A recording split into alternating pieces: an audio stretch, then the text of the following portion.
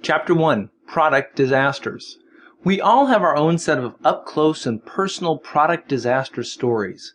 Just like when we're out driving and end up having to wait in traffic because there was an accident up ahead, we always hope that they won't have cleared it completely out of the way by the time that we get to the head of the line because we really want to see the horrible thing that happened. I believe that product disaster stories serve the same purpose, an opportunity to professionally rubberneck.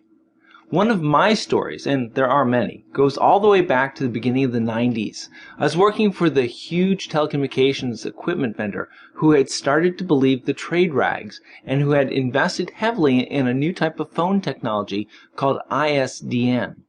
Basically, this was a first try at moving from the old school analog signal over copper to an all-new, all-digital signal. From the get-go, the deck was stacked against this product. It was created by engineers, for engineers. From a user point of view, there was no really big compelling reason to switch. Oh, and if you did switch, then you had to get all new telephones and all new connectors put into the wall. I've never seen so many people work so hard to try and make a pig fly. It turns out that this was a solution in search of a problem.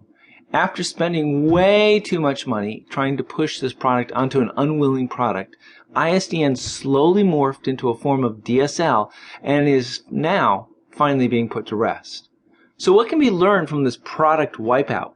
First, you have to clearly identify what problem your product is going to solve and why it's a big deal. ISDN didn't really solve a problem for the customer. It only solved problems for the phone company. Next, you always have to be laser focused on just what the customer-facing benefits of your product are.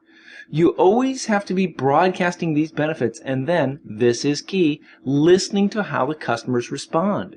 If they don't care, then you may have a dud product on your hands. ISDN had lots of extra bandwidth. However, in the early 90s, nobody knew what to do with it. Not every product will succeed.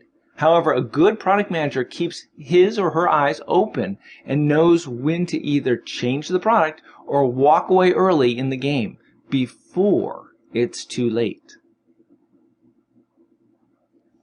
To keep listening to this audiobook, I've left you a link in the description so you can do it at no cost thanks to Audible's 30-day free trial.